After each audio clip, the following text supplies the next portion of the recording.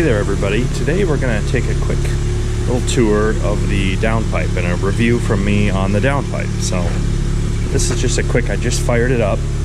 This is in, I believe, comfort mode, so this is the quietest mode.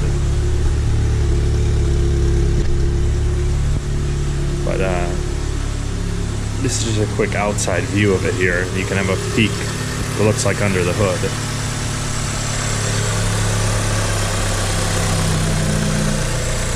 Get some light on that.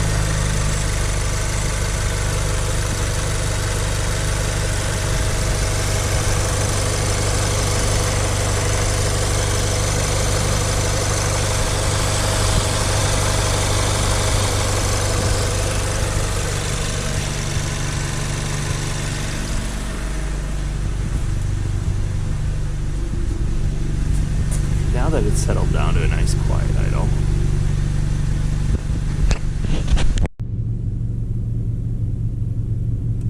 Alright, hello there everybody, and we are back. You are on the GoPro.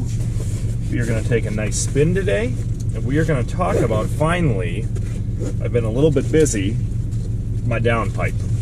Everything about the downpipe. And I've had it for long enough now where I can tell you everything about it. And it's been a while because we moved into a different house, so I've been getting everything set with my garage and working on a million things like you do when you get a house, and geez, it's been nuts.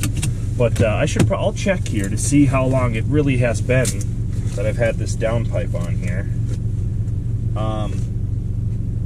So I put the downpipe on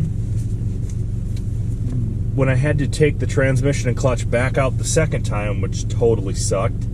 But I said to myself, well, if I'm going to take everything back out again and do the rear main seal again, which I in the previous video talked about that I kind of screwed up. But so I said to myself, well, if I'm going to take all this stuff out and put it all back in, I might as well just do a downpipe when I'm there. And so that's what caused me to do the downpipe. All right, so I did that at 47,440, and I'm at almost 57,000. So it's almost been 10,000 miles on this downpipe. So wow, yeah, it's more than I thought it would be. So let's get her going. See, right now I am in just comfort mode. So we'll start out in comfort mode. So the first thing when you get this downpipe installed is the first thing you want to know really is just sound at an idle. So right now I'm in comfort, and when you're just sitting there idling in comfort mode, or even in race mode or whatnot, with the valves and the transmission open and stuff like that, if you're just sitting there idling, you can't tell much of a difference at all. You can, unlike the factory, if you're sitting there just in park, and you're just chilling, and then you switch between modes, like from comfort mode into race mode, and those valves open, with the factory exhaust, everything factory, you can't really hear a switch over at all. But with this Catless downpipe, that's pretty much the first giveaway, is you can definitely hear like a little low tone go, and you can hear that when those valves open. So that's something right away that was a little different. You get a little bit more low down sound from that idle. But yeah, so going back to when I got it installed, so when I screwed up the rear main seal and it was leaking a little bit and everything had to come back out again, I just figured, as long as I'm there the second time, I'm going to end up doing a downpipe anyway at some point. So I just did it while I was in there. It actually made the clutch job way easier without the downpipe in there. Way easier to get to the front transfer case. I mean, man, it was so much easier. So the next question will probably be, why I went with Circuit Werks downpipe. The easiest question is that's what I got for my GTI, because basically I wanted to go Catless downpipe. That's something that I like to do with turbo cars. I like the extra power over the Cat, and it's not a lot, I know, but I like the sound of the Catless. You get a little bit deeper, throatier sound. You get a little bit more horsepower up top. It's just like, if your state doesn't really test for emissions yet, down in Minnesota might be soon, but I mean, why do it when the only difference is you get a little bit more sound? And sure, there's a smell sometimes, but if you do the install correctly and you tighten your clamps correctly, you don't get smells almost ever. The only time I ever get any smells from this downpipe is if I'm ripping on it hardcore and if I have my windows down and I come to a stoplight, and then you can kind of smell like a little bit of hot gas wafting. But honestly, that's one of those things. I'm a car guy. I I don't mind that smell at all, because it's, you know, a nice, like, the gas burning engine smell where it's like, oh yes, takes you back. It takes you to car shows with old muscle cars and stuff. I don't mind it at all. And just normal driving, windows up and stuff, you never smell it. So I don't understand why you would want to go catted other than, you know, maybe you have emission stuff in your state or what, you know. But and so I was looking at catless downpipes, and shoot, for the Golf R, I mean, I know they're a little bit different because they're a little bit bigger downpipes. They have the downpipe, and then you have another second section. It's basically 3/4 of the exhaust is like the downpipe because it's so big. So it's going to be a little pricier than like a GTI one. So I was looking at these other ones, and they're still around like $550, $500, $450 for a catless downpipe. So I was kind of pissed about that. And let's get some heat going here. So I was kind of pissed. I was like, man, that's a lot for a catless downpipe. There's not even a cat in there. And so then I hit up, you know, Circuit Werks again. I looked at them, and they're again very reasonably priced. I think it was $350, like not bad at all. And so that's why I ordered one up from them again. I liked the last one, had no problems with it at all. You know, it looked good. And so I ordered this one up. We got it in, and it looks great. You know, you can definitely tell it's hand welded and stuff. It looks great. I did have one small issue with it, and that was I'll show it I'll insert some pictures in here because I took some when I was doing it. There's these two mounts that come off of the downpipe that bolt, you know, to kind of hold up the downpipe, and they were just at a little bit of the wrong angle. So when you tighten the nuts and the washers, it didn't quite sit flat. It was a little twisted, but I was able to tighten them down real tight, and it seems after a few heat cycles, it seems to have kind of warped better into position, but it's still not perfect. But you can get those nuts tight, and it's tight, so it's not going anywhere. And so even though it doesn't perfectly sit flush with the other mounting piece of metal, I've never had any sounds. I've had 10,000 miles on it now. No sounds, no rattles, nothing. It's just been great, and I've checked it periodically, and it's been fantastic. So other than that little issue that you can tell, you know, when he was making these, you can tell those mounting support pieces are just pieces of like metal that he just, you know, they're nothing special. So he just must have had the angle off a little bit. Anyways, it's been working great.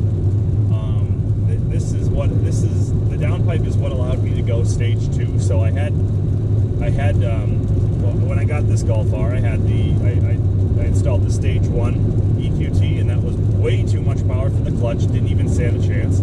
So then I flashed down to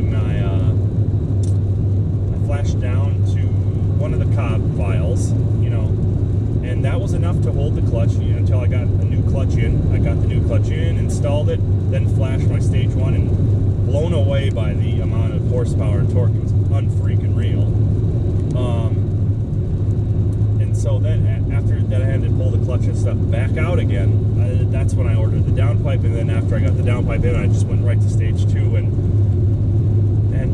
the differences between stage 1 and stage 2. Stage 1, it was like fantastic. You know, you get a huge surge of power and torque. It pushes you back like none other. I mean, it's crazy. But it was also at the same time kind of not very fun to drive in a manual, because there is some turbo lag with the Golf R. So if you would get into it, you don't hit boost until about 3,000 RPM. And so you would get into it, wait a second, hit that huge boost, and then have this insane horsepower and torque push till about 5,000, 5,500 RPM. So and that's a very short window when you're in a manual Golf R that has very close gearing, so you're shifting fast. And so it was almost like I liked it, but it was almost hard to drive because it was just like waiting for boost, ramps off, and you got to shift, boost, ramps off. Like, it's so quick. And so that's why it was like, man, there's a lot of power there, but you're shifting so quick, and it's just, and so when I would switch down to the Cobb file, even I went back to a little bit to the factory file, and they were almost just as fun, because then, sure, you get like half as much power, but it's so linear and progressive, and it builds power, and it encourages you to rev out the motor. It was, I was kind of torn because, man, I like the power, but it's just, when you get like 2,500 RPM of just huge power where it's like, whoa, and it's gone, it's kind of herky and jerky and not very easy to drive. It's just kind of weird. So that's why I got the downpipe, went stage 2, and it immediately fixed that problem. So when I went stage 2, I would still, have a little bit of the turbo lag until about 3,000 RPM. I would hit that huge boost. Well, then it really didn't, with the downpipe in the stage 2 tune, 93 octane, it doesn't tail off nearly as bad up in the higher RPMs. Like with the stage 1, it would hit boost at like 3,000, like I said, and then right at about 5,000, 55, that's when it would tail off and you would kind of be done. And so there was no use in revving it out. So it'd be like no boost, huge boost power, and then no boost again, no power. So the stage 2 really fixed that. It really picked up 55,000 and up. It really doesn't tail off nearly as bad, and it actually really encourages you to rev it. So that basically fixed the problems going with the stage 2 tune, to where I kind of liked the factory tune even over the stage 1, but it was almost just like too much in a short period, and then I don't know, it was missing something there. So stage 2 definitely took care of that all the way. I mean, it pulls, as soon as it hits boost at like 3,000, it pulls all the way to 6,000, just about redline, and then it starts to taper off again. But again, then if I would go to E30, it would probably make the top end even better than that even. So that was the changes in the stage 1 to stage 2.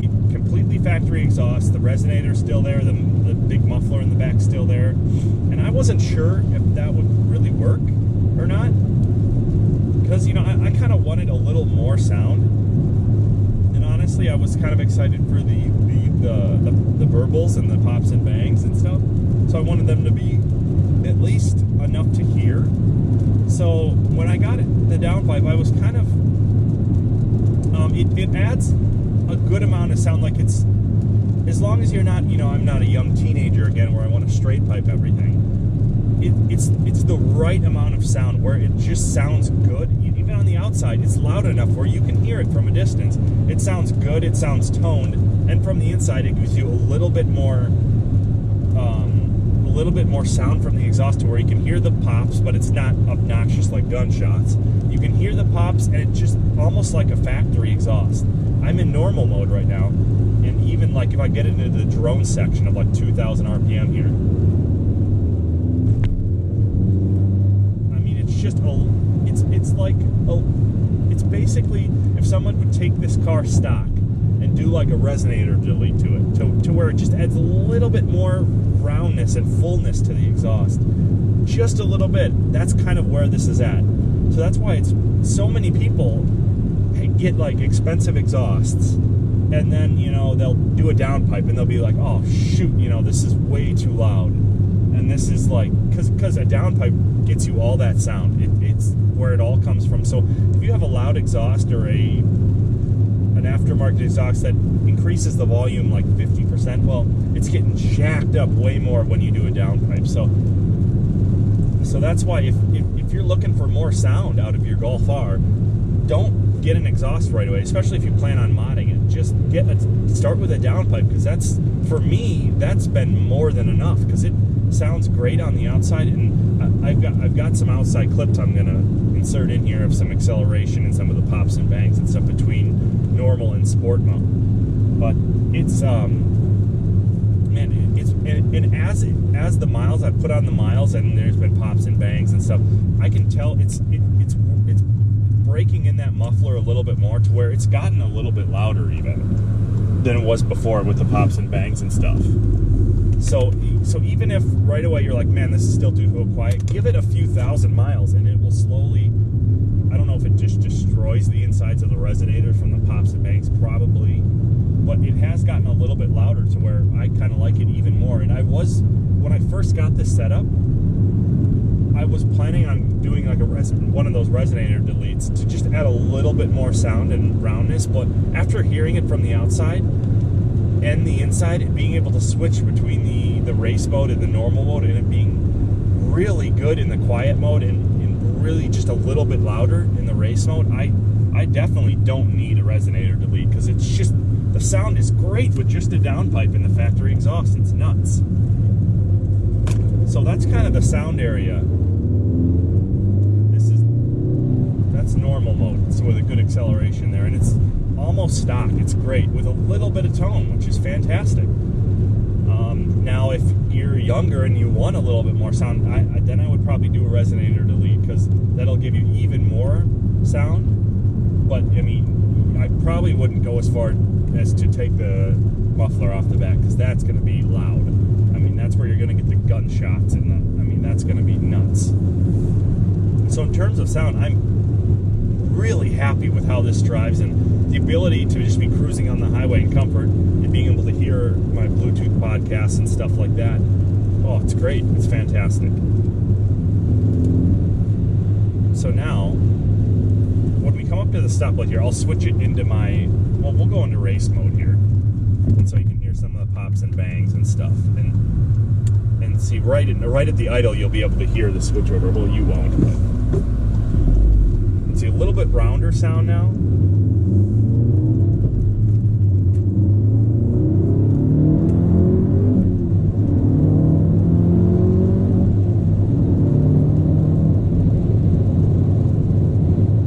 And see, this is in race mode now, so I don't know if you heard some of the pops and bangs. You definitely can hear them. But again, it's fantastic, because even the backfires and the pops and bangs, all you hear is a it just adds to the experience, because it's not loud gunshots coming out the back. So in between your shifts and your intake noise and your exhaust noise, you hear the and even when you let off, and every once in a while you do get a pretty loud and I don't know if it's shooting flames or not. I'm pretty sure I've shot flames like maybe once or twice, where you can hear the tone change of your backfire, where it's like that kind of sound, where that's what that is. But here, I'll turn off my traction so it stops restricting me. But yeah, so the sound is fantastic. I love where it's at. I probably wouldn't even do a resonator delete now, or definitely not an aftermarket exhaust, because that would be crazy loud and way too out there. But with the Catless, I mean, if you go catted, then maybe you can do a resonator delete. But so yeah, so I've been happy with the Stage 2. It's been, I mean, a lot of power to it. Love the power. Love the power up top.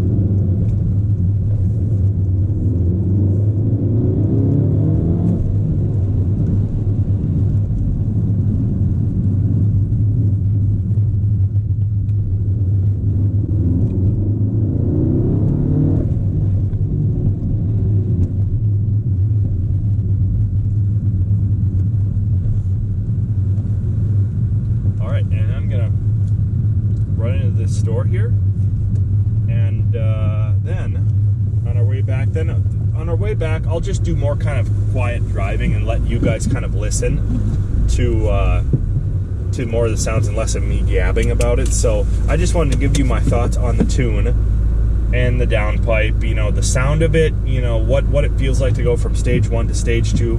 Basically, Stage 2, you just get more power. It basically takes the Stage 1 power and like moves the power band up a little bit. So you get a little bit more low end, but it's almost very similar to Stage 1. You get the low end, and then it holds more to maybe about 6,000 RPM. Whereas before, in Stage 1, it drops off pretty quickly.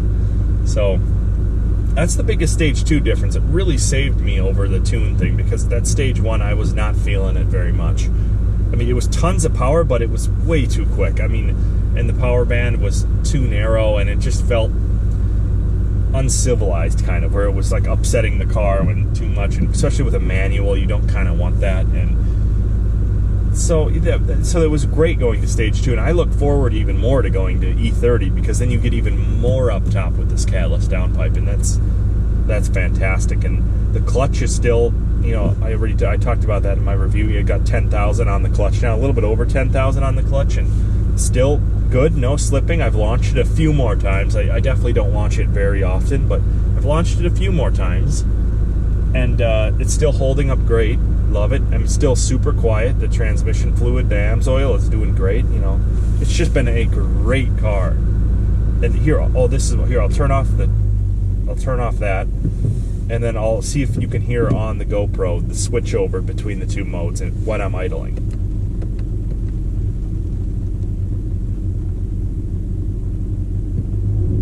See, there's comfort. And you notice there's no low-end kind of resonance. But now I'll go to race mode. There you kind of hear a little bit open up.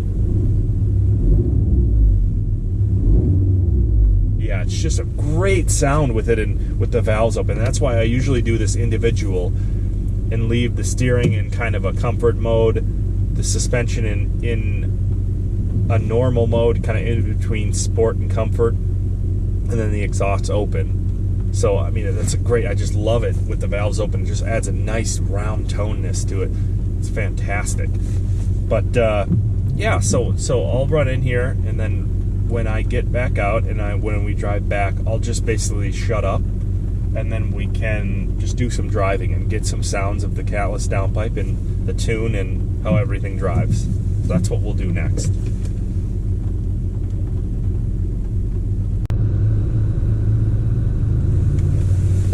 All right, and we're back. We're ready to do some driving. Let's do this. All right, so I'm in individual mode right now. There you go, and you can hear the exhaust kind of opened a little bit. I don't know if you can pick it up on this. I don't have the external mic on the GoPro, so I don't know how well it can pick up those lower tones. But so we're going to be valves open now for this drive. This is valves open individual mode, which for me is the race mode in the engine section. The suspension I don't keep on maximum firmness because I just don't like how that rides.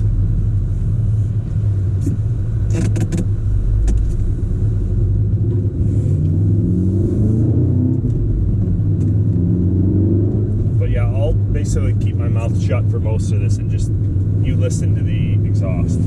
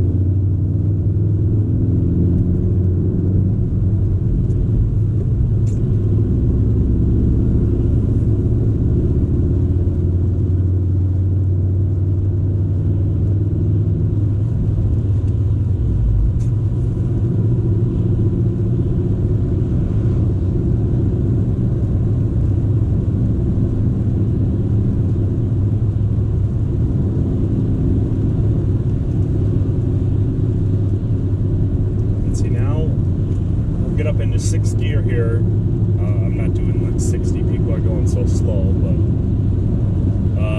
I'm doing like 50 and 6 gear, just about 2,000 RPM. So you can maybe hear there really isn't any drone at all right now. But if you were to get rid of that resonator, that's where you would pick up a bunch of drone kind of in this area. But since I haven't done that, there's really, I mean, almost nothing. And the only kind of vibrations or motion that you feel if you get on it in 6 gear, you know, right around 2,000 RPM, the only difference that is because of the single mass flywheel and the clutch I have, the South Bend Stage 3. That is just the only time where you kind of feel a little bit more vibrations in the car. That's from that clutch and that flywheel. That's not from the downpipe.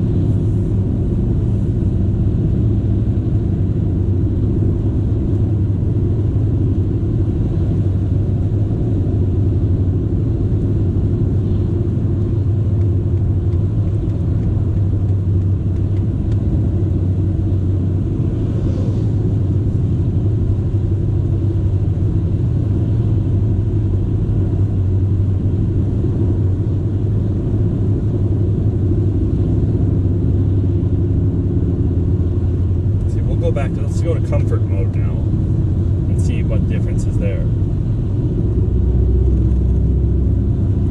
And basically, the only sound difference with the change in downpipes between the race mode and the comfort mode is it almost sounds exactly the same, only like you probably won't notice it if you're just coasting and just doing light throttle, but if you switch over between the two modes, like I am in 6 gear now, and then give it some gas,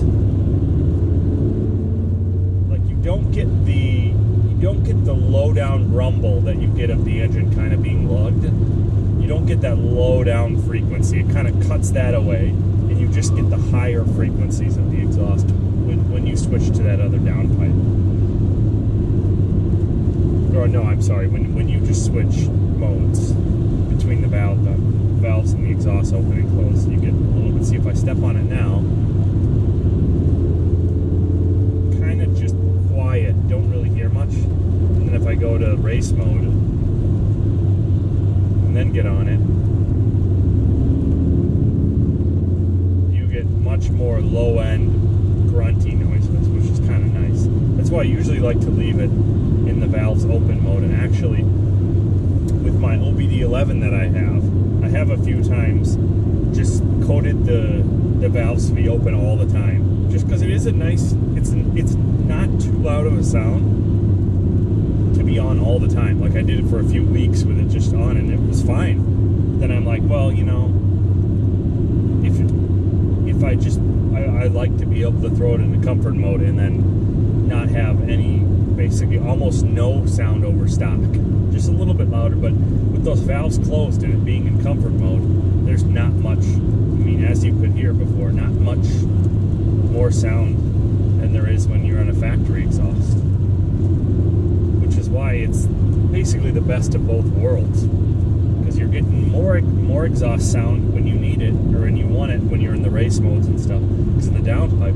but then it can still twist those valves and kind of, you know, get really close to the factory sound when you're driving, all while missing 2 catalytic converters in the exhaust, which is pretty nuts. It's kind of a boring road to be on. It kind of sucks right now. It's pretty much straight and it's pretty slow in 2-lane. I usually like to go out on the back roads where it's a little curvier and then have a fun. I mean, this thing, a couple months ago, I got a draggy. It's in here somewhere, but yeah, I got a draggy, and I have been doing some, you know, 0 to 60 times and stuff, and I haven't really gotten a good quarter-mile time yet, but I've been doing some messing around with it and stuff, and the more I've been doing 0 to 60 stuffs and stuff like that, the more and more I realize that this car with the manual transmission is just not made for quick 0 to 60 accelerations. It's just not, I mean, the transmission just isn't good enough. It just doesn't want to be shifted fast, even though I have the clutch that can handle it and stuff like that, and the transmission fluid is good in it. It just doesn't like to be beat on. It's just not a car that's really meant for that. It's not really meant to be power shifted, and it kind of just likes to easily go into gears, and it's meant for basically long bombing curves at speed, because it's like, you know, I was kind of getting pissed, so I was doing a bunch of 0 to 60 times, and I was getting some good times in the low 5s and high 4s and stuff, but it's just like, man, I just want to rip through those gears, but it just doesn't want anything to do with that.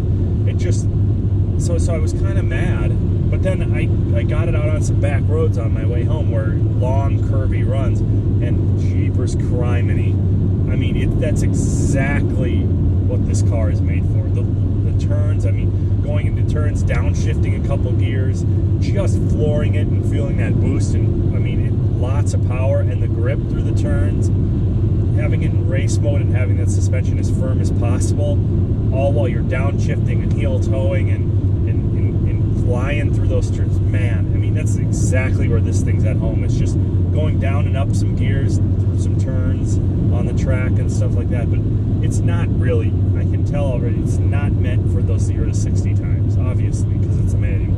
It's not really what you go for. You go for more the feel of the car, and if you like driving it. But that's why, if I'm doing any launches, I'd take a DSG any day of the week. DSG's great, but just for curvy back roads, man, nothing beats just downshifting and rev matching, and oh man, it's just so much fun on some back roads. So if there's, I mean, there's been so many times where I've taken a longer way to work or back from work just to hit those back roads, because it's just so much fun once you get this thing into some turns, and turns at speed, not like even low end. Low turns are kind of okay, low speed turns, but once you get this thing up in the speeds through the turns, oh, it's so much fun. It's exactly what this car is made for. So if you live out, you know, out of town, or in a small town where you do get out of the town and hit those curvy back roads, oh man, you're gonna have so much fun. This car is exactly meant for that. It's for just ripping on some back roads, and it rips, especially with the Stage 2 EQT. And I'm excited to find out probably this coming summer. Now I've owned this car for just pretty much a year now, so I'm excited coming in. I'll probably wait till the summer. I'll test my local gas station that has E85 and see what it's at. If it's a good high ethanol rating, like E70 or above, I'll probably do the E30 tune. And then I'm really excited to see what another 20 horsepower or so up top feels like. It probably makes this thing feel like even more like an animal when you're doing highway speeds and stuff, because man, it is just so much fun. It's such a fun little limber car and stuff that, man, that's why I kind of like, with my past cars, I've been going kind of, you know, muscle bigger cars and then going to littler cars. It's cool to just contrast, because, you know, the bigger cars are fantastic and they have big engines and they're comfortable and smooth and fast, and then you get in these cars where it's a small, tight car with a great frame and underbody and all-wheel drive, and it's just such a good mixture of cars to do.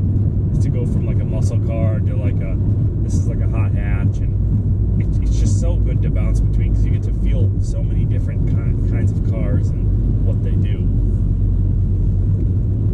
So I'm still in race mode right now, so we'll keep it.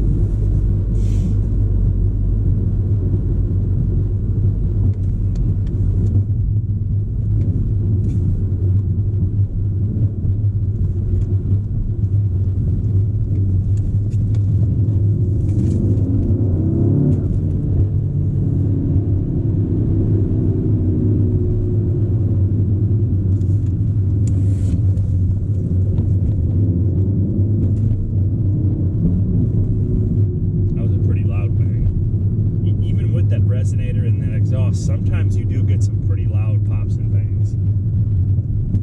If the conditions are right, sometimes you'll get some big ones.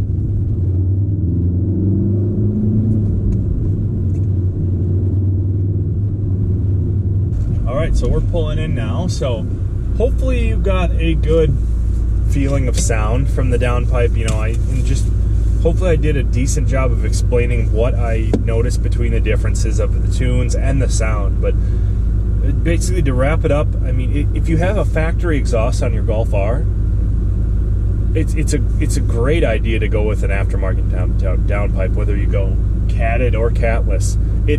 As long as you don't touch the factory exhaust, it's a fantastic match. It just bumps up the sound a little bit, and it's great for every day. So if you're looking at getting a downpipe, either or, it's good for either catless or catted. It doesn't matter. It's a great choice. And as far as the tune so far, the Stage 2, I'm loving that. I've been driving it for a few months now, and it's been great so far. So I just look forward to getting into that E30 tune. So not really sure what the next video will be on. I mean, whatever happens, I guess. So I mean, I'll hit back at you guys when something happens that I think is worth talking about. But all right, we'll talk to you later.